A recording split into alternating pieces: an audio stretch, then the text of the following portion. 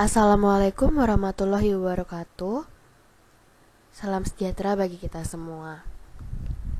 Kami dari kelompok 1 akan memaparkan modul Daur Anak Sekolah pada mata kuliah Gizi Daur Kehidupan 2. Kami dari kelompok 1 yang beranggotakan 21 mahasiswa sebagai berikut. Yang pertama, Odilia Ronang dengan NIM 130074, Tita Paramita dengan NIM 120004, Faiza Fatin dengan NIM 120006, Niputu Aritrisma Damayanti dengan NIM 120008, Faras Imtiaz dengan NIM 120010, Yolanda Novita dengan NIM 120012, Alvina Primasari dengan NIM 120016, Nawati Auliatin dengan NIM 120018, Ervina Kusumaningrum dengan NIM 120020,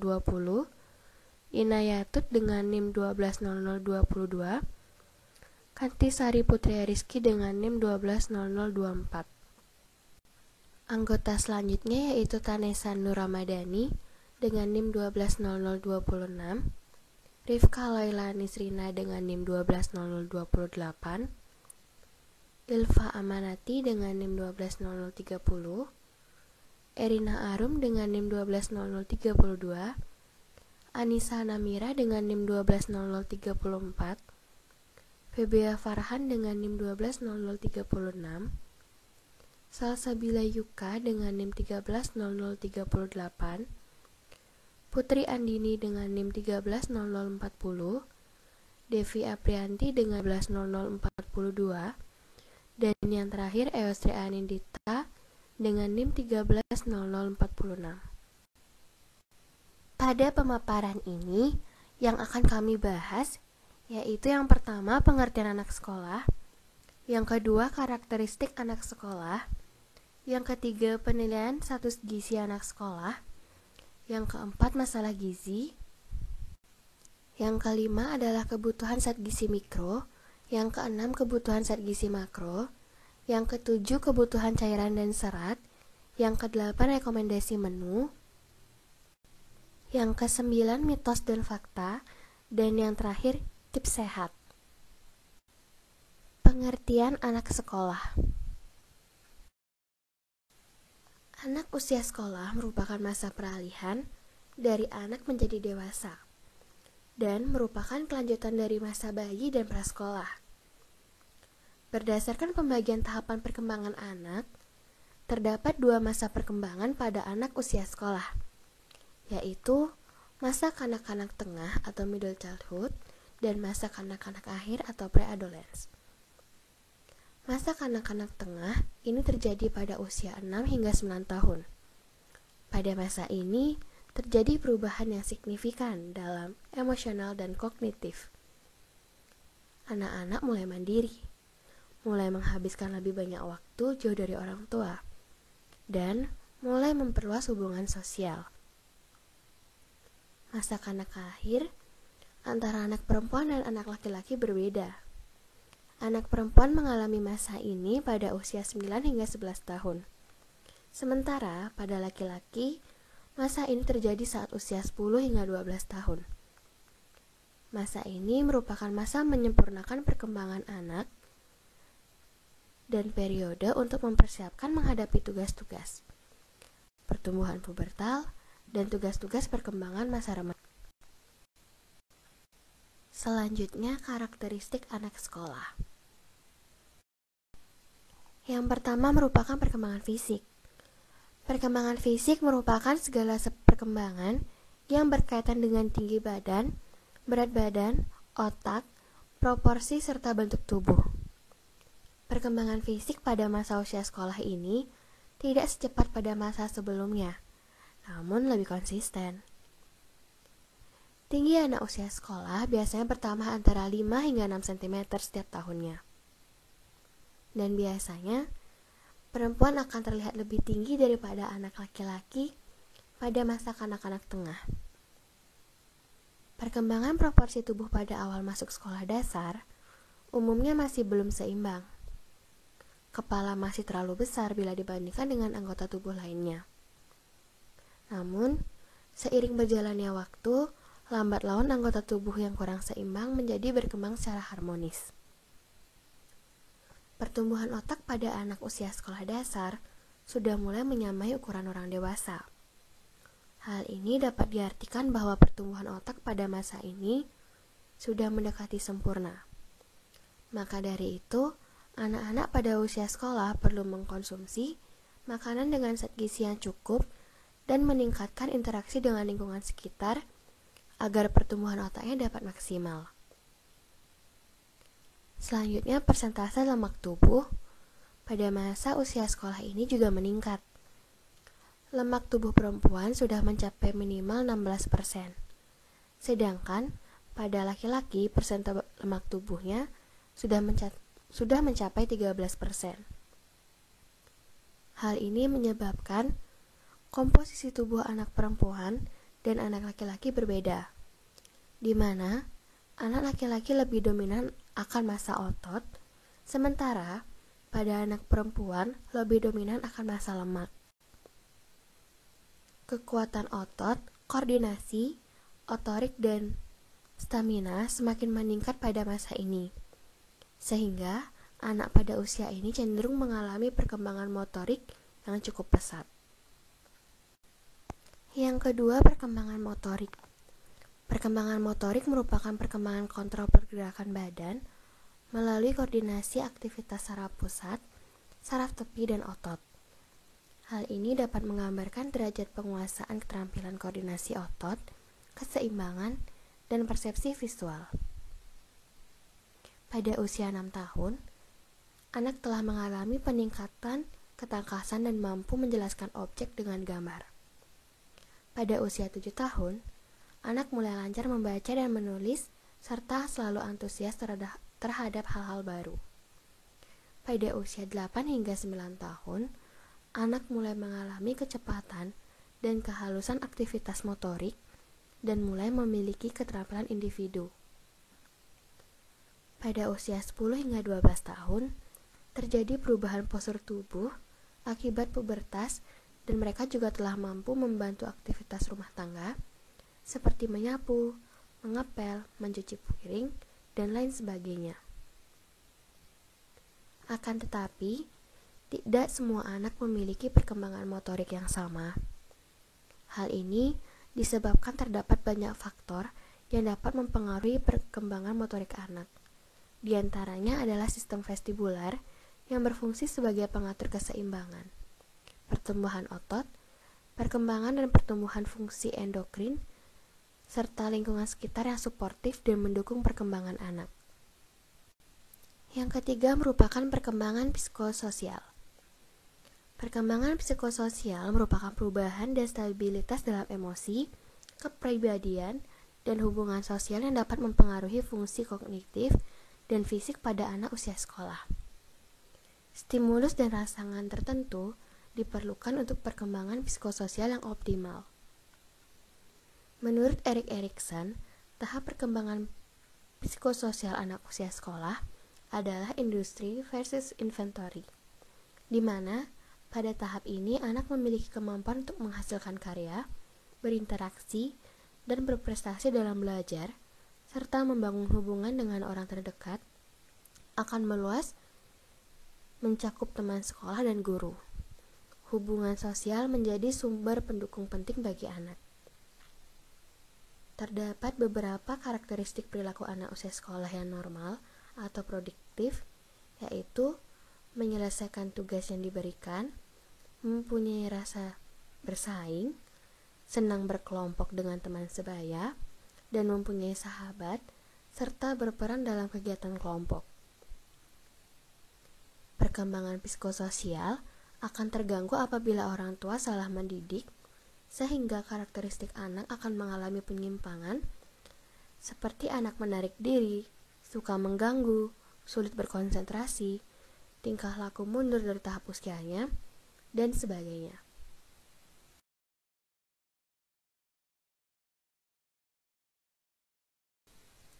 Yang keempat merupakan perkembangan kognitif. Perkembangan kognitif merupakan suatu perkembangan yang sangat komprehensif yang berkaitan dengan kemampuan berpikir serta kemampuan bernalar, mengingat, menghafal, memecahkan masalah-masalah nyata, memiliki ide, dan berkreativitas. Perkembangan kognitif memberikan pengaruh terhadap perkembangan mental dan emosional pada anak. Perkembangan kognitif berkaitan dengan perkembangan otak, yaitu perkembangan yang menyangkut dengan ukuran atau volume dan fungsi otak. Perkembangan otak terbagi menjadi dua bagian, yaitu otak kiri dan otak kanan. Perkembangan otak kiri meliputi kemampuan untuk berpikir rasional, ilmiah, logis, analitis, dan berkaitan dengan kemampuan belajar membaca, berhitung, dan berbahasa. Perkembangan otak kanan meliputi kemampuan untuk berpikir holistik, non-linier, non-verbal, intuitif, imajinatif, dan kreativitas.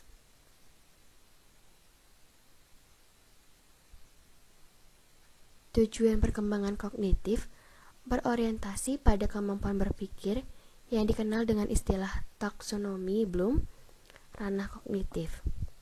Terdapat 6 level dalam taksonomi. Pada taksonomi Bloom, ranah kognitif yaitu mengingat atau remember, memahami atau understand, menerapkan atau apply, menganalisis atau analyze, menilai atau mengevaluasi atau evaluate, dan menciptakan atau create. Terdapat beberapa faktor yang mempengaruhi perkembangan kognitif pada anak, yaitu perkembangan pemikiran, intelijensi dan bahasa, faktor keturunan atau herediter, faktor non-keturunan atau faktor non-herediter, asupan gizi yang seimbang, perkembangan otak, dan kasih sayang keluarga atau lingkungan. Yang kelima, perkembangan moral.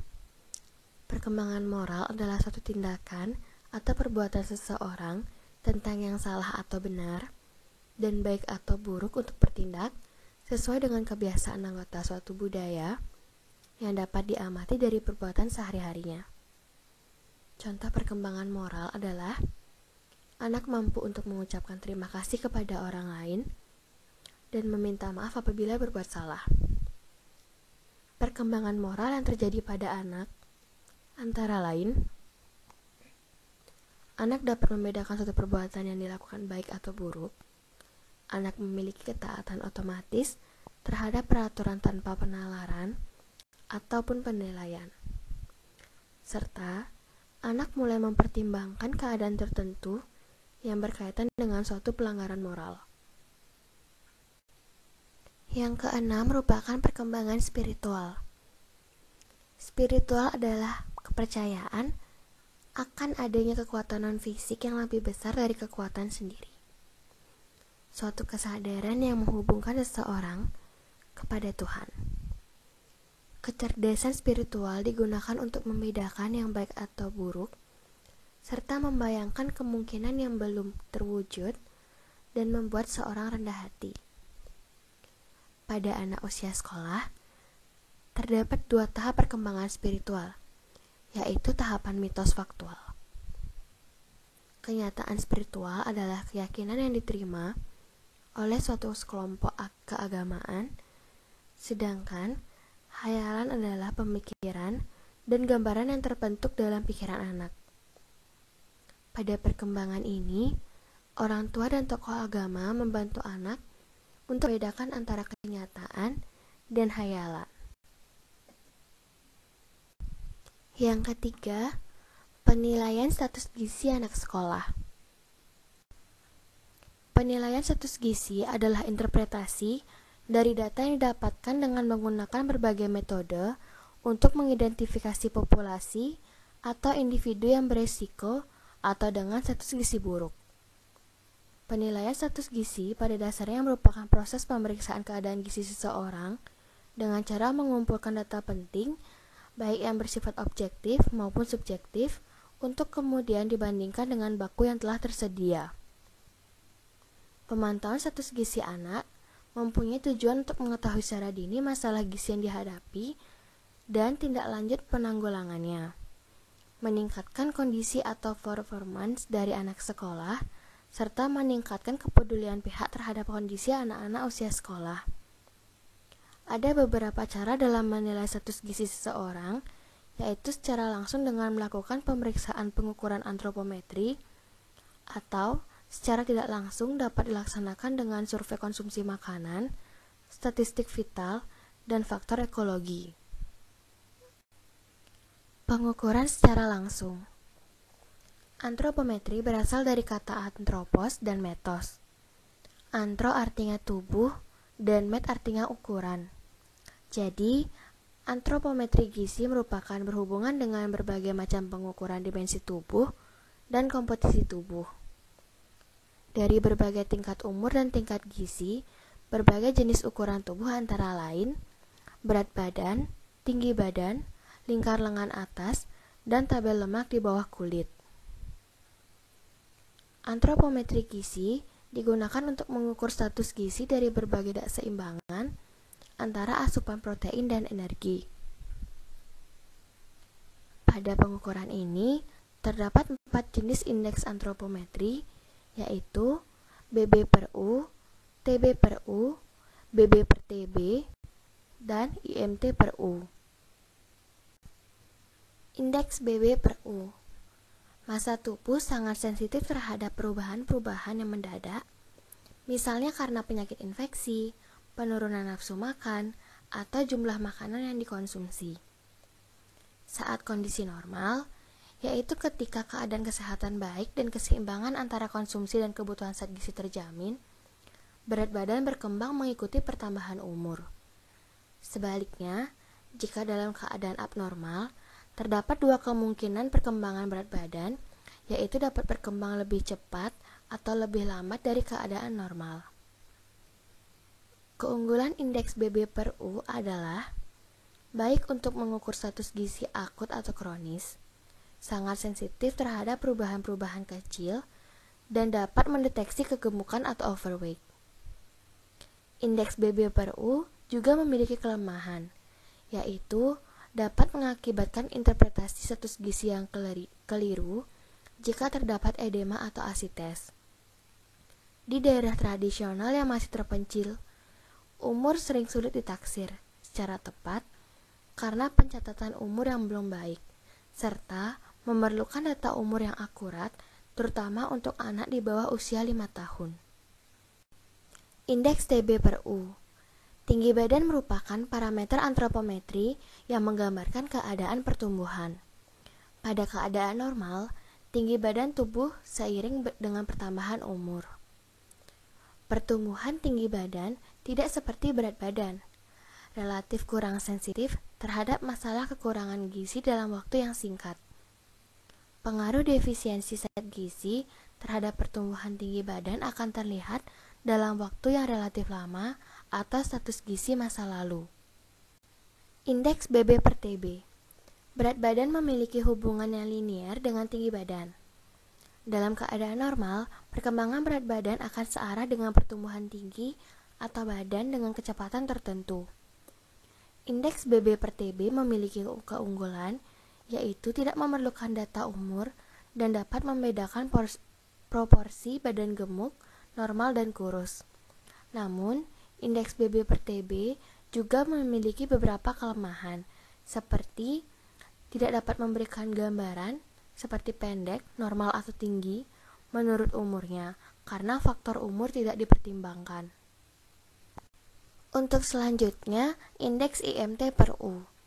Indeks massa tubuh atau yang biasa disebut dengan IMT merupakan alat sederhana untuk memantau status gizi, khususnya yang berkaitan dengan kekurangan dan kelebihan berat badan. Berat badan merupakan salah satu parameter massa tubuh yang paling sering digunakan yang dapat mencerminkan jumlah dari beberapa zat gizi seperti protein, lemak, air, dan mineral. Untuk mengukur indeks massa tubuh, berat badan dihubungkan dengan tinggi badan. Penilaian status gizi anak sekolah usia 5 hingga 18 tahun dalam pemeriksaan antropometri dapat menggunakan IMT per U.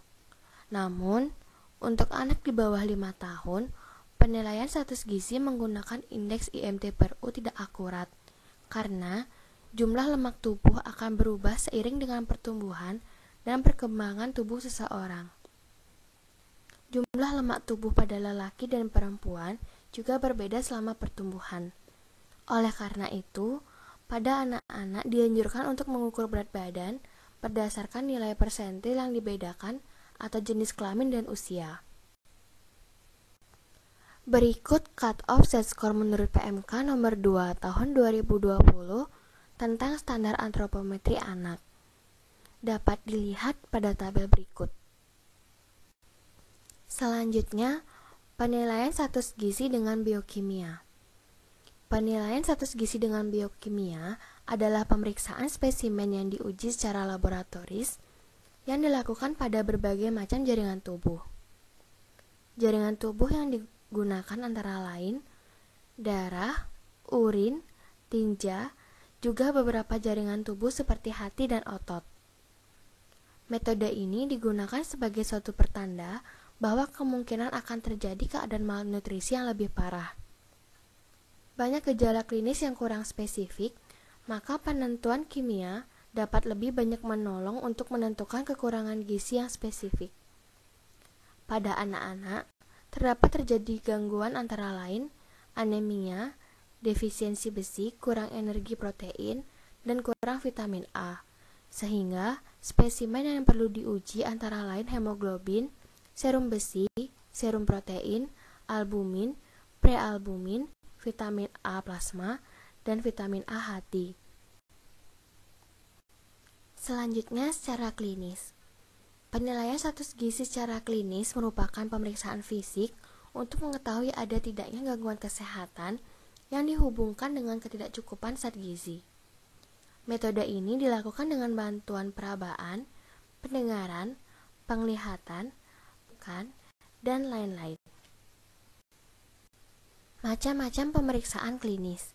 Yang pertama ada anamnesis. Anamnesis adalah kegiatan wawancara kepada pasien untuk memperoleh informasi mengenai kesehatan pasien. Terdapat dua cara dalam melakukan anamnesis, yaitu autoanamnesis dan aloanamnesis.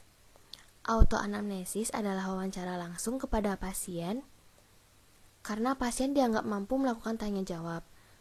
Sedangkan aloanamnesis adalah wawancara secara tidak langsung, yakni kepada keluarga pasien atau orang yang mengetahui tentang pasien. Aloanamnesis dilakukan terhadap pasien anak-anak, pada pasien dalam keadaan tidak sadar karena berbagai hal, serta pada pasien yang tidak dapat berkomunikasi atau mengalami gangguan jiwa. Yang kedua terdapat observasi. Observasi adalah kegiatan pengamatan pada bagian tubuh tertentu untuk mengetahui adanya gangguan kekurangan gizi. Misalnya, mengamati bagian putih mata untuk mengetahui anemi. Orang yang menderita anemi bagian putih matanya akan terlihat putih tanpa terlihat arteri yang sedikit kemerahan. Untuk yang selanjutnya ada palpalasi. Palpalasi adalah kegiatan perabaan pada bagian tubuh tertentu untuk mengetahui adanya kelainan karena kekurangan gizi. Seperti melakukan palpalasi dengan menggunakan kedua ibu jari pada kelenjar tiroid anak untuk mengetahui adanya pembesaran gondok karena kekurangan iodium. Yang keempat ada perkusi. Perkusi adalah melakukan pengetukan pada bagian tubuh tertentu untuk mengetahui reaksi yang terjadi atau suara yang keluar dari bagian tubuh yang diketuk. Dan yang kelima ada auskultasi. Auskultasi adalah mendengarkan suara yang muncul dari bagian tubuh untuk mengetahui ada tidaknya kelainan tubuh. Penilaian status gizi secara klinis memiliki beberapa kelebihan maupun kelemahan. Beberapa kelebihannya yaitu pemeriksaan status gizi dengan metode klinis mudah dilakukan dan pemeriksaannya dapat dilakukan dengan cepat. Misal, pemeriksaan anak yang odema karena kekurangan protein cukup memijit bagian kaki yang bengkak. Selanjutnya, melakukan pemeriksaan status gizi dengan metode klinis tidak memerlukan alat-alat yang rumit. Misalnya pada pengukuran pembesaran kelenjar gondok karena kekurangan iodium, cukup dengan menggunakan jari-jari tangan pengukur. Kelebihan selanjutnya yaitu tempat pemeriksaan klinis dapat dilakukan di mana saja, tidak memerlukan ruangan yang khusus. Kelebihan yang terakhir, serta apabila prosedur yang dilakukan dengan tepat, maka metode klinis menghasilkan data yang cukup akurat dalam menilai status gizi. Di samping memiliki kelemahan yang dimiliki pada metode ini yaitu pemeriksaan klinis untuk menilai status gizi memerlukan pelatihan yang khusus. Setiap jenis kekurangan gizi akan menunjukkan gejala klinis yang berbeda. Masing-masing harus dilakukan pelatihan yang berbeda. Kelemahan selanjutnya yaitu ketepatan hasil ukuran terkadang dapat bersifat subjektif. Terkadang, pengalaman melakukan pemeriksaan mempengaruhi hasil. Semakin lama pengalaman yang dimiliki, maka hasil akan semakin tepat. Kelemahan selanjutnya yaitu, untuk kepastian data status gizi, terkadang diperlukan data pendukung lain seperti data pemeriksaan biokimia. Contohnya, untuk memastikan seseorang yang menunjukkan gejala anemi, perlu didukung data pemeriksaan kadar hemoglobin dari pemeriksaan biokimia. Kelemahannya yang terakhir, yaitu waktu pelaksanaan pengukuran dengan metode klinis dipengaruhi oleh lingkungan, seperti bising, anak rewel, tebal kulit atau pigmen, dan pengaruh yang lain. Misalnya sulit dilakukan pemeriksaan klinis anemi pada orang yang berkulit hitam, karena kulitnya berwarna gelap. Berikut adalah contoh metode klinis dan risiko masalah gizi anak sekolah. Apabila pada bagian tubuh mata terdapat bercak bitot konjungtiva kering, maka berisiko memiliki masalah gizi yaitu defisiensi vitamin A serta defisiensi riboflavin. Apabila pada bagian kulit terdapat seboroid dan eritema, kering, menebal, dan mengelupas, maka berisiko masalah gizi yaitu defisiensi energi protein dan cairan. Apabila pada bagian kuku dengan karakteristik pucat berbentuk seperti sendok, maka berisiko mengalami defisiensi zat besi. Apabila pada rambut memiliki karakteristik mudah patah dan terpilin, mudah tercabut, kering dan rapuh, maka berisiko mengalami defisiensi vitamin A, defisiensi energi protein, serta defisiensi seng. Apabila pada kelenjar tiroid terjadi pembesaran kelenjar, maka berisiko mengalami defisiensi iodium. Selanjutnya biofisik. Metode penentuan status gizi dengan melihat kemampuan fungsi, khususnya jaringan, dan melihat perubahan struktur dari jaringan tubuh. Umumnya dapat digunakan dalam situasi tertentu, seperti kejadian buta senja epidemik atau epidemic of right blindness. Dengan cara yang digunakan adalah tes adaptasi gelap. Kelemahan dari pemeriksaan biofisik adalah tidak spesifik untuk mengukur kekurangan vitamin A karena faktor lain yang mempengaruhinya, sulit dilakukan, dan tidak objektif. Selanjutnya, pengukuran tidak langsung. Pengukuran tidak langsung yang pertama yaitu survei konsumsi makanan. Survei konsumsi makanan adalah metode penentuan status gizi secara tidak langsung dengan melihat jumlah dan jenis zat gizi yang dikonsumsi. Pengumpulan data konsumsi makanan dapat memberikan gambaran tentang konsumsi berbagai zat gizi pada masyarakat, keluarga, dan individu. Metode pengukuran konsumsi makanan berdasarkan sasaran pengamatan atau pengguna yaitu tingkat nasional, rumah tangga, dan individual. Survei ini dapat mengidentifikasikan kelebihan dan kekurangan zat gizi. Pengukuran tidak langsung kedua yaitu ada statistik vital. Statistik kesehatan dapat diperhitungkan dengan penggunaannya sebagai bagian dari indikator tidak langsung pengukuran status gizi masyarakat. Beberapa statistik vital yang berhubungan dengan kesehatan dan gizi antara lain angka kesakitan, aneka kematian, pelayanan kesehatan, dan penyakit infeksi yang berhubungan dengan gizi. Yang selanjutnya ada faktor ekologi. Malnutrisi merupakan masalah ekologi sebagai hasil yang saling mempengaruhi dan interaksi beberapa faktor fisik, biologi, dan lingkungan budaya. Jadi, jumlah makanan dan zat-zat gizi yang tersedia bergantung pada keadaan lingkungan seperti iklim, tanah, irigasi, penyimpanan, transportasi, dan tingkat ekonomi penduduk. Selanjutnya, faktor-faktor yang mempengaruhi status gizi. Yang pertama, ada faktor langsung, yaitu konsumsi makanan. Makanan yang masuk ke dalam tubuh akan memengaruhi keadaan tubuh seseorang karena mengandung zat-zat yang diperlukan dan tidak diperlukan, bahkan zat berbahaya.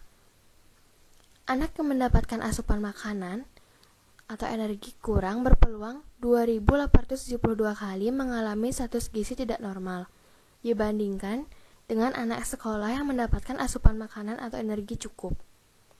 Yang selanjutnya ada penyakit infeksi.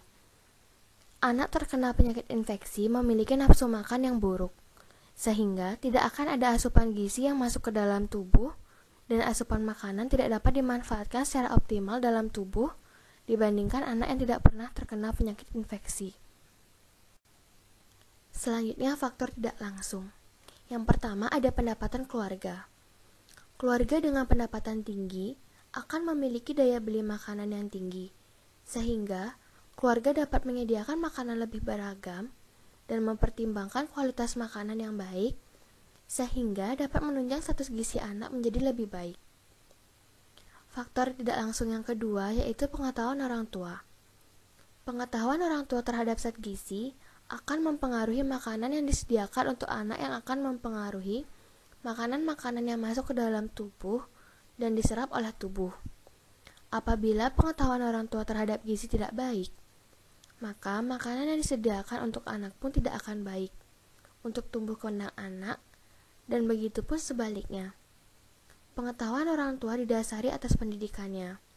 Semakin tinggi pendidikannya, maka akan berpeluang lebih besar memiliki pengetahuan yang lebih luas. Faktor tidak langsung yang terakhir yaitu ada pola asuh. Pola asuh makan orang tua menjadi lebih baik dengan pengetahuan orang tua yang baik pula. Orang tua tidak hanya sekedar menyiapkan makanan bergizi saja, namun mereka juga akan berusaha untuk menyiapkan makanan lain yang memiliki kandung gizi serupa apabila anak sulit makan, sehingga asupan gizi anak tetap tercukupi. Pembahasan keempat yaitu masalah gizi. Masalah gizi pada anak.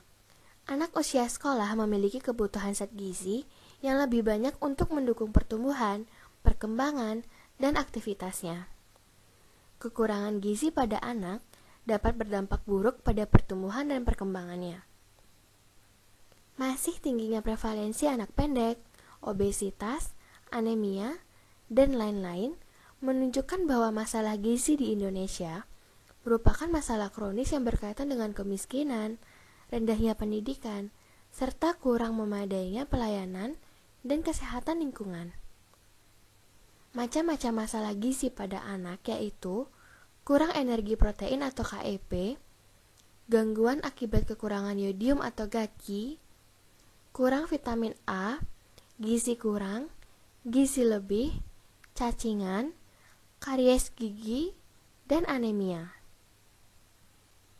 Masalah gizi pada anak yang pertama yaitu kurang energi protein atau KEP. KEP adalah keadaan kurang gizi yang disebabkan oleh rendahnya konsumsi energi dan protein dalam makanan sehari-hari. Penyebab KEP tidak hanya karena makanan yang kurang, tetapi juga karena penyakit. Anak dengan makanan yang baik, tetapi sering menderita diare atau demam, akhirnya akan kurang gizi.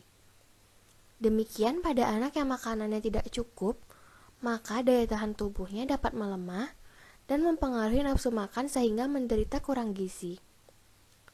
Dampak dari KEP berhubungan dengan penurunan perkembangan fisik dan daya tahan tubuh. Cara mencegah KEP yaitu dengan mengkonsumsi makanan sumber protein. Masalah gizi pada anak yang kedua yaitu KVA atau kekurangan vitamin A. Kekurangan vitamin A ini umumnya terjadi sejak balita, karena kurangnya sumber makanan yang mengandung zat tersebut. Adapun anak yang mengalami KVA biasanya menderita kekurangan vitamin A sebagai akibat asupan gizi yang kurang. Defisiensi vitamin A dapat meningkatkan risiko mortalitas, morbiditas, dan penyakit infeksi yang lebih tinggi pada anak. Direkomendasikan untuk mengkonsumsi makanan yang mengandung vitamin A untuk mencegah KVA. Masalah gizi pada anak yang ketiga yaitu cacingan. Masalah penyakit menular yang umum terjadi di kalangan anak sekolah dasar. Penularannya terjadi melalui telur cacing. Di tahun 2017, angka prevalensi kecacingan di Indonesia sebesar 43 hingga 45% pada anak-anak. Kecacingan dapat ditularkan melalui tangan yang kotor atau kuku panjang dan kotor, sehingga menyebabkan telur cacing terselip. Penyebaran penyakit kecacingan dapat terjadi di antara murid sekolah dasar yang sering berpegangan sewaktu bermain dengan murid lainnya yang memiliki kuku yang cemar dengan telur cacing. Pencegahan yang dapat dilakukan adalah dengan menerapkan perilaku hidup bersih dan sehat. Masalah gizi pada anak yang keempat yaitu anemia defisiensi besi. Anak usia sekolah sangat rentan untuk mengalami anemia karena kebutuhan zat besi yang cukup tinggi untuk pertumbuhan. Sedangkan, sebagian besar anak usia sekolah sulit untuk mengkonsumsi makanan bergizi yang mengandung zat besi. Anemia disebabkan rendahnya asupan makanan hewani yang merupakan sumber zat besi. Rekomendasi pemenuhan zat besi didapatkan dari konsumsi hewani maupun nabati.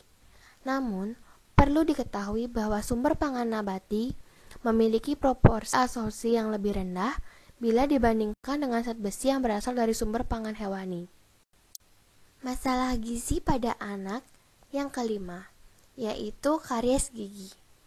Karies gigi merupakan masalah kesehatan gigi dan mulut pada sebagian besar penduduk Indonesia. Karies gigi paling banyak menyerang anak-anak.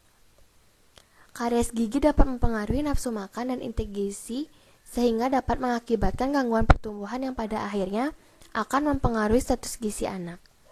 Makanan dan minuman manis merupakan substrat dan media pertumbuhan bakteri yang pada akhirnya akan meningkatkan proses terjadinya karies gigi apabila tidak menggosok gigi setelah mengkonsumsi makanan tersebut. Dampak yang diakibatkan dapat berupa sakit gigi, sehingga sulit untuk mengunyah yang meningkatkan risiko malnutrisi. Pencegahan dilakukan dengan mengajarkan kebiasaan menggosok gigi dan mengurangi konsumsi makanan manis. Masalah gizi pada anak yang keenam yaitu gangguan akibat kekurangan yodium atau yang biasa disebut dengan GAKI. GAKI merupakan gangguan gizi di mana seseorang kekurangan yodium dalam tubuh atau dapat dikatakan sekumpulan gejala yang menunjukkan bahwa tubuh kekurangan yodium. GAKI merupakan masalah gizi yang tidak jarang ditemukan dalam suatu kelompok masyarakat.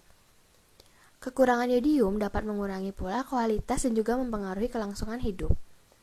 Disebutkan juga bahwa GAKI juga dapat mempengaruhi intelligence quotient atau IQ pada anak-anak. Efek lain dari GAKI yaitu dapat mempengaruhi pertumbuhan tinggi badan pada anak-anak usia sekolah dasar. Dari jurnal penelitian yang sudah ada, banyak ditemukan anak-anak yang kekurangan yodium tanpa gejala. Sehingga, memang tidak diketahui bahwa anak tersebut mengalami gejala GAKI. Penggunaan garam yodium merupakan cara mudah untuk meningkatkan konsumsi yodium. Masalah gizi pada anak yang ketujuh yaitu gizi lebih. Kelebihan berat badan yang terjadi akibat asupan energi yang masuk lebih banyak dibandingkan dengan energi yang dikeluarkan disebut dengan kondisi gizi lebih atau biasa juga disebut dengan kegemukan. Gizi lebih pada anak usia sekolah dinilai berdasarkan indeks massa tubuh atau IMT menurut umur dan jenis kelamin. Gizi lebih atau overweight ini memiliki dampak terutama pada anak sekolah dasar menjadi sangat serius karena dapat berisiko terhadap faktor pemicu berbagai penyakit tidak menular yang timbul lebih cepat. Penyakit-penyakit ini contoh saja antara lain diabetes mellitus tipe 2, penyakit jantung, hipertensi, osteoporosis, dan obesitas. Pencegahan yang dapat dilakukan untuk mengurangi risiko adalah mengurangi asupan makanan, serta mengurangi makanan yang tinggi gula. Masalah gizi pada anak yang ke-8 yaitu gizi kurang. Gizi kurang merupakan kondisi di mana asupan energi seseorang lebih rendah daripada energi yang dikeluarkan. Gizi yang diperoleh seseorang melalui konsumsi makanan setiap hari berperan besar untuk kehidupan anak tersebut. Berkebalikan dari gizi lebih, gizi kurang merupakan kondisi di mana asupan energi seseorang lebih rendah daripada energi yang dikeluarkan. Penyebab masalah gizi tersebut antara lain adalah konsumsi buah dan sayur pada anak usia sekolah masih rendah. Konsumsi protein sehari-hari masih rendah karena hanya berasal dari protein nabati. Konsumsi makanan dan minuman berkadar gula, garam, dan juga lemak yang tinggi, kemudian konsumsi cairan yang juga masih rendah, serta kecukupan pemberian ASI atau air susu ibu eksklusif juga masih rendah. Masalah gizi pada anak yang terakhir yaitu alergi. Alergi dalam pengertian yang lebih kompleks adalah suatu reaksi hipersensitivitas yang diawali oleh mekanisme imunologis, yaitu akibat induksi yang spesifik terhadap alergen tertentu. Anak yang memiliki alergi makanan lebih berisiko mengalami malnutrisi. Dikarenakan akan ada beberapa makanan yang nantinya anak-anak tersebut hindari. Pembahasan kelima yaitu kebutuhan zat gizi mikro. Kebutuhan mikronutrien yang pertama yaitu kebutuhan vitamin A. Vitamin A berperan dalam sistem penglihatan, pertumbuhan dan perkembangan, kesehatan tulang, dan fungsi imun. Pada tabel 1 merupakan rekomendasi asupan vitamin A. Pada usia 7 hingga 9 tahun, rekomendasi vitamin A sebanyak 500 RE. Pada usia 10 hingga 12 tahun, baik jenis kelamin laki-laki maupun perempuan, sama-sama direkomendasikan sebesar 600 RE. Contoh sumber vitamin A yaitu daging, susu, wortel, dan pepaya. Selanjutnya ada vitamin D. Vitamin D pada anak sekolah sangat penting karena erat kaitannya dengan fungsi kesehatan tulang yang berperan dalam meningkatkan penyerapan kalsium dan fosfor usus halus, meningkatkan mobilisasi kalsium, meningkatkan fosfor tulang, meningkatkan mineralisasi tulang, dan menjaga konsentrasi kalsium dalam darah. Pada tabel 2 merupakan rekomendasi asupan vitamin D. Pada usia 7 hingga 9 tahun, serta pada usia 10 hingga 12 tahun, baik pada anak laki-laki maupun perempuan, sama-sama direkomendasikan sebanyak 15 mikrogram. Selanjutnya yaitu vitamin C. Vitamin C dalam tubuh memiliki peranan dalam meningkatkan absorpsi zat besi, terutama non-heme, dalam tubuh sehingga asupan vitamin C sangat penting dipenuhi guna mencegah anak dari anemia defisiensi besi. Pada tabel 3 menunjukkan bahwa rekomendasi vitamin C pada anak usia 7 hingga 9 tahun direkomendasikan sebesar 45 mikrogram. Sedangkan pada anak usia 10 hingga 12 tahun, baik anak laki-laki maupun perempuan, direkomendasikan sebesar 50 mikrogram. Contoh sumber vitamin C yaitu pepaya, jeruk, dan jambu biji. Yang selanjutnya yaitu vitamin B12. Protein bersamaan dengan vitamin B12 merupakan zat gizi yang berperan dalam proses tumbuh kembang anak. Dampak dari kekurangan protein dan vitamin B12 dapat menyebabkan terganggunya pertumbuhan pada anak, anemia, dan anak mudah marah atau tersinggung. Tabel 4 menunjukkan rekomendasi asupan vitamin B12. Pada anak usia 7 hingga 9 tahun, direkomendasikan sebesar 2 mikrogram. Pada anak usia 10 hingga 12 tahun, baik pada anak laki-laki maupun perempuan, direkomendasikan sebesar 3,5 mikrogram. Contoh sumber vitamin B12 yaitu daging, ikan, unggas, dan kerang-kerangan. Kebutuhan mikronutrien selanjutnya yaitu kebutuhan mineral. Kebutuhan mineral meliputi kalsium, fosfor, kalium, dan besi. Kalsium berperan dalam pembentukan massa tulang, karena tulang yang sehat dapat memungkinkan seseorang dalam beraktivitas fisik, di mana usia anak sekolah dianjurkan untuk melakukan aktivitas fisik setidaknya 60 menit.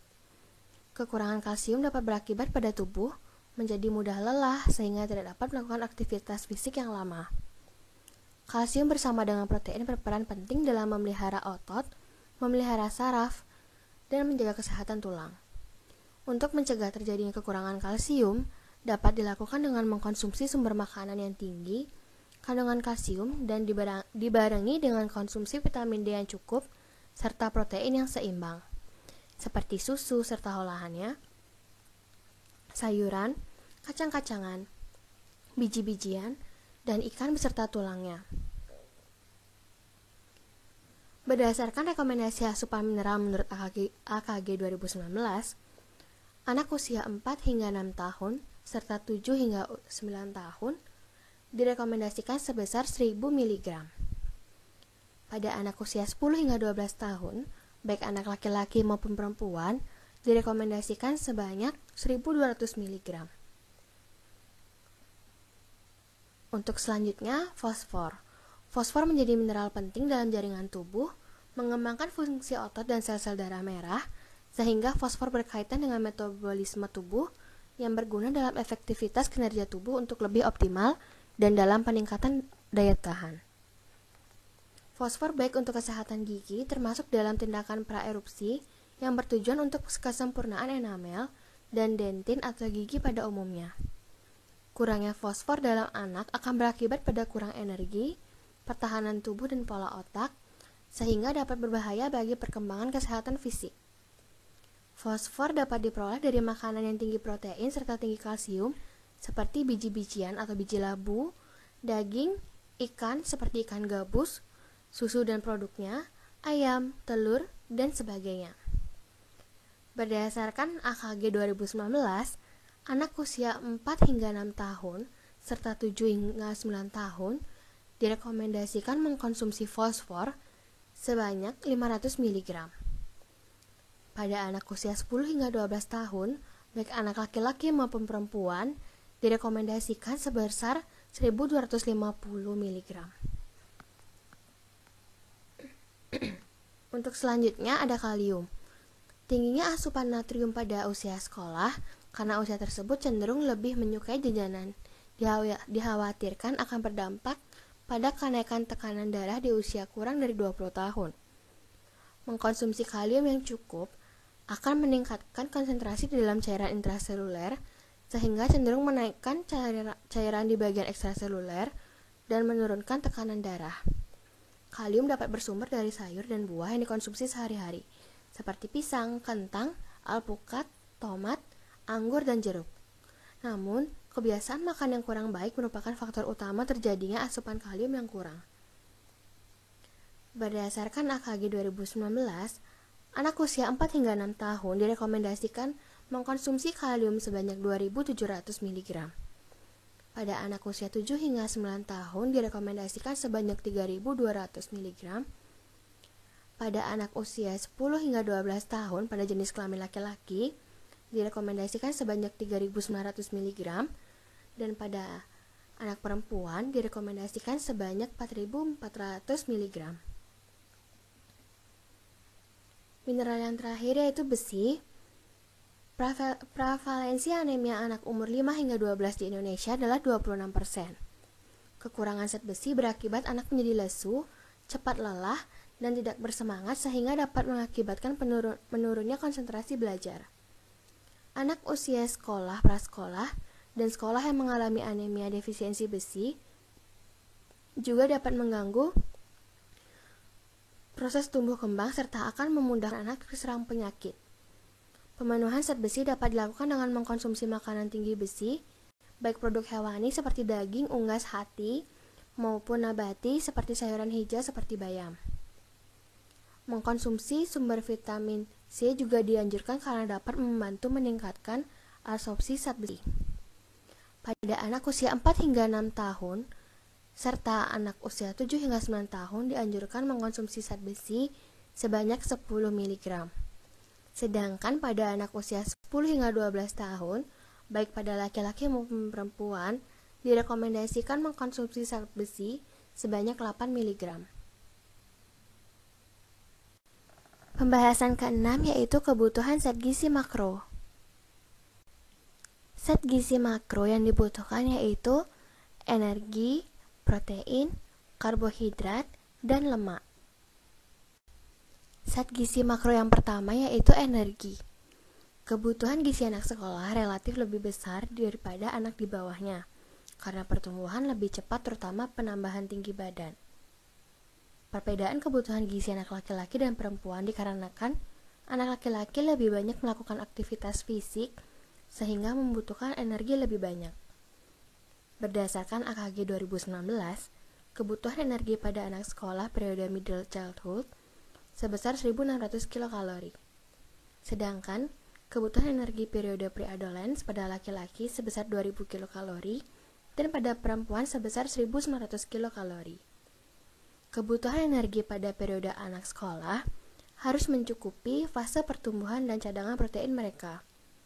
Energi diperlukan untuk kelangsungan proses-proses di dalam tubuh seperti proses peredaran dan sirkulasi darah, denyut jantung, pernafasan, pencernaan, proses fisiologis lainnya, serta untuk bergerak atau melakukan pekerjaan fisik. Zat gizi makro yang kedua yaitu karbohidrat. Karbohidrat merupakan sumber utama zat tenaga atau energi.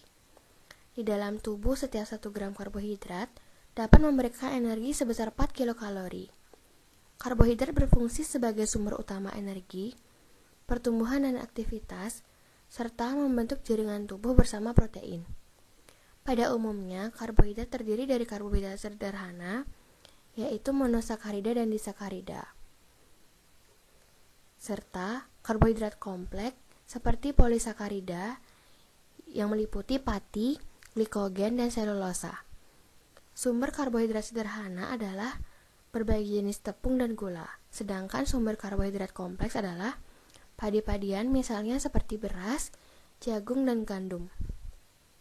Konsumsi karbohidrat sederhana akan segera menghasilkan energi, namun akan cepat habis sehingga akan cepat merasa lapar. Oleh karena itu, disarankan anak sekolah mengkonsumsi karbohidrat kompleks agar membuat mereka merasa kenyang lebih lama.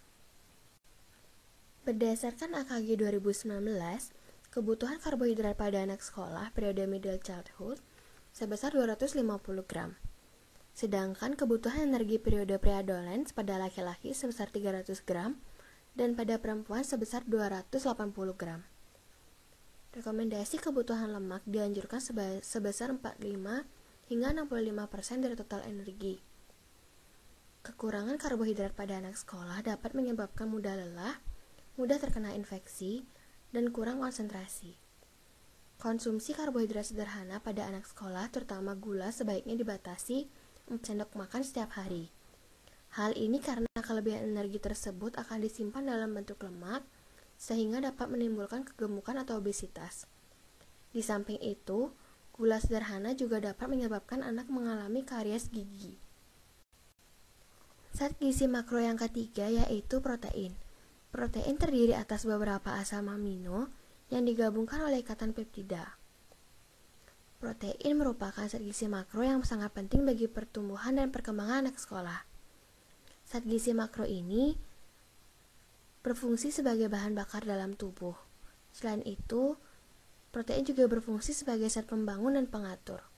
Pada periode anak sekolah, protein berfungsi sebagai pembentuk jaringan baru di masa pertumbuhan dan perkembangan tubuh. Selain itu, zat gizi makro ini juga dapat memelihara, memperbaiki, serta mengganti jaringan yang rusak atau mati. Protein ini juga menyediakan asam-asam amino yang sangat diperlukan untuk pembentukan enzim pencernaan dan metabolisme. Setiap 1 gram asupan protein dapat menghasilkan sebanyak 4 kilokalori energi. Berdasarkan AKG tahun 2019, kebutuhan protein pada anak sekolah periode middle childhood atau umur 7 hingga 9 tahun sebesar 40 gram. Anak sekolah yang telah masuk pada periode pre-adolescence atau umur 10 hingga 12 tahun, pada anak laki-laki memiliki kebutuhan sebesar 50 gram, sedangkan pada anak perempuan sebesar 55 gram. Kebutuhan protein pada anak sekolah ini sangat penting untuk terpenuhi, karena dapat meningkatkan daya konsentrasi belajar pada anak, sehingga dapat meningkatkan prestasi anak di sekolah. Kebutuhan protein pada anak sekolah dapat dipenuhi dengan mengkonsumsi makanan yang merupakan sumber protein. Bahan makanan sumber protein dapat dibagi menjadi dua, yaitu sumber protein nabati seperti kacang-kacangan, tahu, serta tempe, dan sumber protein hewani seperti daging, telur, serta ikan. Zat gizi makro yang terakhir yaitu lemak. Lemak merupakan salah satu zat gizi makro yang sangat dibutuhkan oleh anak. Lemak terdiri atas 1 molekul gliserol dan 3 molekul asam lemak. Zat gizi makro ini dapat dibedakan menjadi lemak jenuh dan lemak tak jenuh, di mana lemak tak jenuh ini sangat dibutuhkan oleh anak untuk membantu pertumbuhan dan perkembangan otak mereka. Selain itu, lemak juga dapat menjadi pelindung tubuh dari suhu rendah, pelarut vitamin A, D, E, dan K. Lemak juga merupakan salah satu penghasil energi tertinggi karena setiap 1 gram lemak yang masuk ke dalam tubuh dapat menghasilkan energi sebanyak 9 kilokalori. Berdasarkan AKG tahun 2019, kebutuhan lemak pada anak sekolah periode middle childhood atau umur 7 hingga 9 tahun adalah sebesar 55 gram. Anak sekolah yang telah masuk pada periode pre-adolescence atau umur 10 hingga 12 tahun, baik laki-laki maupun perempuan, memiliki kebutuhan lemak sebesar 65 gram. Kebutuhan lemak tersebut dapat didapatkan dengan mengkonsumsi sumber lemak nabati dan hewani seperti lemak zaitun, kacang tanah, susu, dan sebagainya. Pembahasan ketujuh yaitu kebutuhan cairan dan serat. Serat merupakan salah satu jenis karbohidrat kompleks yang berperan penting dalam menyehatkan usus pencernaan serta menurunkan resiko penyakit tidak menular atau non-communicable disease, seperti kelebihan berat badan. Jenis serat itu ada dua. Yang pertama ada serat larut, di mana serat larut berfungsi memperlancar pembuangan zat sisa dalam tubuh. Sumber-sumber serat larut yaitu buah-buahan seperti jeruk dan apel, polong-polongan, dan biji-bijian seperti biji matahari atau kuaci. Jenis serat yang kedua yaitu serat tidak larut, yang berfungsi untuk mempermudah pencernaan dalam tubuh. Sumber-sumber dari serat tidak larut yaitu semua jenis sayuran, serealia atau roti gandum, kacang-kacangan, dan tepung. Kurangnya asupan serat dapat memicu konstipasi, obesitas, serta dapat meningkatkan resiko penyakit kardiovaskular dan menghambat mekanisme tubuh dalam mengontrol kadar glukosa dalam darah. Pada tabel ini menunjukkan kebutuhan serat berdasarkan angka kecukupan gizi tahun 2019. Pada usia 7 hingga 9 tahun, rekomendasi konsumsi serat yaitu sebesar 23 gram per hari. Pada usia 10 hingga 12 tahun, pada anak laki-laki direkomendasikan sebesar 28 gram per hari. Sedangkan pada anak usia 10 hingga 12 tahun yang berjenis kelamin perempuan direkomendasikan sebanyak 27 gram per hari. Selanjutnya cairan. 60 hingga 70% komposisi tubuh adalah air, yang esensial sebagai tempat berlangsungnya transport nutrien, reaksi enzimatis, metabolisme sel, dan transport energi kimia sehingga kebutuhan cairan sangat penting pada tubuh. Anak pada usia sekolah memiliki aktivitas dan kegiatan yang banyak. Kekurangan asupan cairan bisa menyebabkan dehidrasi. Dehidrasi berdampak buruk terhadap kesehatan, stamina, dan daya ingat. Dehidrasi 1% akan mengurangi prestasi. Kekurangan 3 hingga 5% berdampak pada penurunan konsentrasi daya ingat dan kemampuan fisik serta mengganggu sirkulasi. Dan kekurangan air 25% akan berakibat kematian. Upaya mengurangi dehidrasi yaitu membawakan botol air kepada anak saat pergi sekolah. Saat pandemi, ibu atau wali lebih sering mengingatkan anak untuk mengkonsumsi lebih banyak air. Namun, perlu diingat kebutuhan cairan tiap individu akan sangat bervariasi, tergantung pada aktivitas fisik, umur, berat badan, iklim atau suhu, serta diet atau asupan makanan. Konsumsi cairan anak sebagian besar 79% diperoleh dari minuman dan sisanya sebesar 21% dari makanan. Kebutuhan cairan harian pada anak sekolah menurut Peraturan Menteri Kesehatan Nomor 28 Tahun 2019 tentang angka kecukupan gizi, yaitu pada usia 4 hingga 6 tahun, anak direkomendasikan mengkonsumsi 1450 ml. Pada usia 7 hingga 9 tahun, direkomendasikan sebesar 1650 ml. Dan pada usia 10 hingga 12 tahun, direkomendasikan sebesar 1850 ml. Pembahasan ke-8 yaitu rekomendasi menu sesuai kebutuhan. Contoh menu seimbang untuk anak sekolah berdasarkan AKG 2019. Berikut adalah contoh menu gizi seimbang yang direkomendasikan untuk anak usia 7 hingga 9 tahun. Di mana pada menu ini total seluruh energi yaitu 1628,8 kilokalori, protein sebesar 41,6 gram, lemak sebesar 54,2 gram, karbohidrat sebesar 257 gram, serat sebesar 21,2 gram, dan cairan sebesar 1643,3 ml.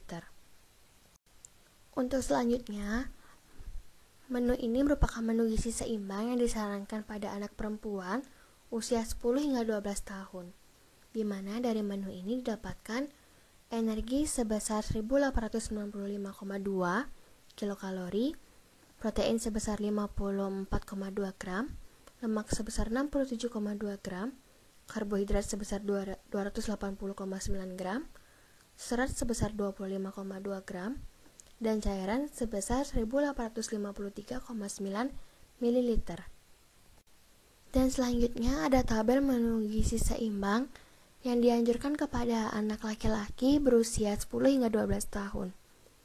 Dari menu ini didapatkan energi sebesar 1968,3 kilokalori, protein sebesar 51,8 gram, lemak sebesar 68,8 gram, karbohidrat sebesar 300,8 gram, serat sebesar 26,8 gram, dan cairan sebesar 1849,5 ml.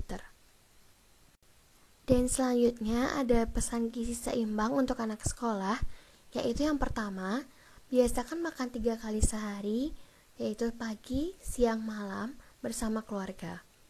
Yang kedua, biasakan konsumsi ikan dan sumber protein lainnya. Yang ketiga, perbanyak konsumsi sayuran dan cukup buah-buahan. Yang keempat, biasakan bawa bekal makanan dan air putih dari rumah. Yang kelima, batasi konsumsi makanan cepat saji, jajanan, dan makanan selingan yang manis, asin, dan berlemak. Yang keenam, biasakan menyikat gigi sekurang-kurangnya 2 kali sehari setelah makan pagi dan sebelum tidur. Dan yang ketujuh, hindari merokok. Pembahasan ke-9 yaitu mitos dan fakta. Ada sebuah mitos yaitu anak sekolah harus minum susu setiap hari agar tulang kuat, sehat, dan pintar. Faktanya, asupan susu meningkatkan kemungkinan terjadinya diabetes tipe 1 pada anak dan remaja sebanyak 4 kali lipat. Fakta kedua yaitu kandungan gula dan protein tinggi pada susu meningkatkan resiko obesitas dan anemia. Fakta ketiga yaitu hubungan susu dengan tulang yang kuat tidak tepat, justru sebaliknya. Fakta yang terakhir yaitu kecerdasan anak tidak akan meningkat dengan mengkonsumsi susu setiap hari. Manusia pada dasarnya tidak memerlukan asupan susu selain ASI sepanjang hidupnya, atau biasa disebut dengan ASI eksklusif selama 6 bulan pertama kehidupan dan dilanjutkan sampai dengan usia 2 tahun. Asupan susu, terutama ketika diperkenalkan pada anak mulai semester kedua kehidupan, meningkatkan kemungkinan terjadinya diabetes tipe 1 pada anak dan remaja sebanyak 4 kali lipat. Selain itu, kandungan gula dan protein tinggi pada susu dapat mengakibatkan berbagai efek kesehatan bagi anak seperti obesitas dan meningkatkan risiko anemia karena menghambat penyerapan zat besi dan kecenderungan anak untuk mengkonsumsi susu. Namun, mengabaikan makanan lain yang diberikan. Hubungan susu dengan tulang yang kuat juga tidak tepat, justru sebaliknya. Untuk setiap gelas susu yang dikonsumsi, tidak menghasilkan penurunan risiko patah tulang, bahkan meningkatkan kematian. Begitu juga dengan kecerdasan anak yang tidak akan meningkat dengan mengkonsumsi susu setiap harinya. Kecuali pemberian ASI eksklusif yang pada dasarnya membantu pertumbuhan dan perkembangan anak, termasuk kognitif. Oleh karena itu, konsumsi susu setiap hari tidak dianjurkan terutama dalam jumlah banyak. Nutrisi dari susu dapat diperoleh dengan konsumsi makanan yang sehat dan beragam sesuai kebutuhan anak. Yang selanjutnya itu ada anak sekolah butuh tidur yang lebih lama daripada orang dewasa. Dan itu adalah sebuah fakta. Anak sekolah dengan usia 5 hingga 10 tahun memerlukan waktu tidur 10 sampai dengan 11 jam sehari. Durasi tidur ini berbeda dan lebih panjang dibandingkan durasi tidur yang dibutuhkan oleh orang dewasa, yaitu 7 sampai dengan 8 jam sehari. Durasi tidur yang panjang sangat penting untuk kesehatan anak. Jika anak kurang tidur, maka terjadi penurunan kemampuan fisik, sosial, emosional, dan kognitif termasuk konsentrasi yang buruk, sehingga akan mengganggu prestasi akademik anak, dan juga meningkatkan risiko obesitas dan depresi. Oleh karena itu, orang tua harus selalu memastikan anak untuk tidur yang cukup setiap harinya. Pembahasan terakhir yaitu tips sehat. Upaya promotif dan preventif masalah gizi pada anak. Masalah gizi yang terjadi pada anak sebenarnya bisa dicegah dengan adanya upaya promotif dan preventif. Di mana upaya promotif adalah upaya promosi kesehatan yang dilakukan guna mencapai perubahan atau peningkatan perilaku pada masyarakat. Upaya promotif gizi biasanya dilakukan dengan pendidikan gizi yang disampaikan melalui satu kegiatan atau usaha penyampaian pesan gizi kepada masyarakat. Menurut Healthy People tahun 2010, pendidikan gizi akan meningkatkan pengetahuan gizi anak dan akan membantu sikap anak yang dapat mempengaruhi kebiasaan anak dalam memilih makanan dan snack yang menyehatkan. Sedangkan usaha preventif adalah upaya yang dilakukan sebagai bentuk pencegahan terhadap suatu penyakit atau suatu masalah kesehatan termasuk gizi. Selanjutnya, edukasi gizi melalui media yang menarik dan efektif. Yang pertama, edukasi gizi menggunakan media yang menarik dan efektif. Media memberikan pengaruh besar terhadap diterimanya pesan edukasi kepada target. Media yang dapat digunakan dalam edukasi gizi salah satunya melalui visualisasi video. Berdasarkan penelitian yang dilakukan Fateha dan kawan-kawan pada tahun 2020, menunjukkan bahwa terdapat perbedaan pengetahuan sebelum dan sesudah pemberian pendidikan kesehatan tentang gizi seimbang melalui media video animasi. Hal ini dikarenakan faktor dari penggunaan media pendidikan kesehatan, yaitu melalui media video animasi, di mana saat proses pendidikan berlangsung menggunakan indera penglihatan dan pendengaran.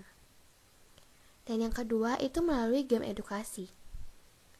Game edukasi merupakan permainan yang disertai dengan pembelajaran dalam pengaplikasiannya, sehingga diharapkan akan dapat meningkatkan pemahaman anak dalam proses belajar.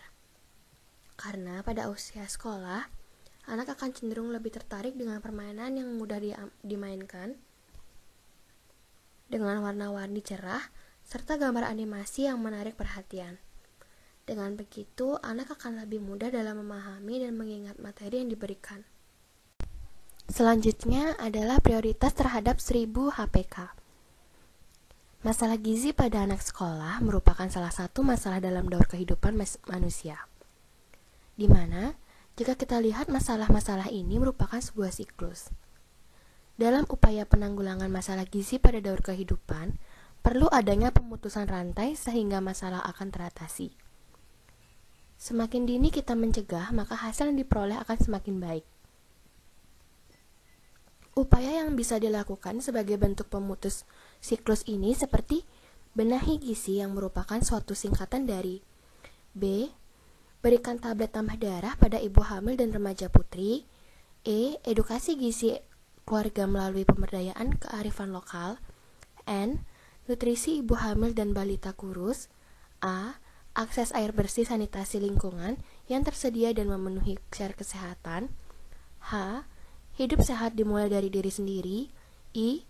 Intervensi gizi pada ibu hamil KEK. G. Gerakan masyarakat hidup sehat pada setiap siklus kehidupan. I. Intervensi makanan pada balita gizi kurang dan gizi buruk. Z. Zinc diberikan pada balita. I. Ingat fokus perhatian 1000 hari pertama kehidupan melalui pendekatan keluarga. Untuk selanjutnya, pembangunan kesehatan dan gizi masyarakat. Selain upaya spesifik, upaya sensitif juga diperlukan dalam menanggulangi masalah gizi yang terjadi dalam setiap daur kehidupan, termasuk anak sekolah. Sehingga diperlukan adanya pembangunan kesehatan dan gizi pada masyarakat, di mana masyarakat sebagai pusat pembangunan. Dengan dimulai dari sini, maka akan terjadi pembangunan gizi masyarakat, di mana ada 3 aspek penting dalam penunjangan pembangunan gizi masyarakat ini, yaitu pembangunan kesehatan yang berupa upaya peningkatan kesadaran, kemampuan, dan kemauan hidup sehat. Yang kedua, pembangunan pendidikan yang berupa upaya pembentuknya SDM yang beriman, bertakwa, dan berakhlak mulia, sehat berilmu, kreatif, dan bertanggung jawab. Dan yang terakhir adalah pembangunan ekonomi yang berupa upaya pendapatan dan pemerataan pendapatan masyarakat. Selanjutnya ada beberapa tips hidup sehat. Tips yang pertama yaitu membiasakan diri untuk menemani anak sarapan di pagi hari di rumah.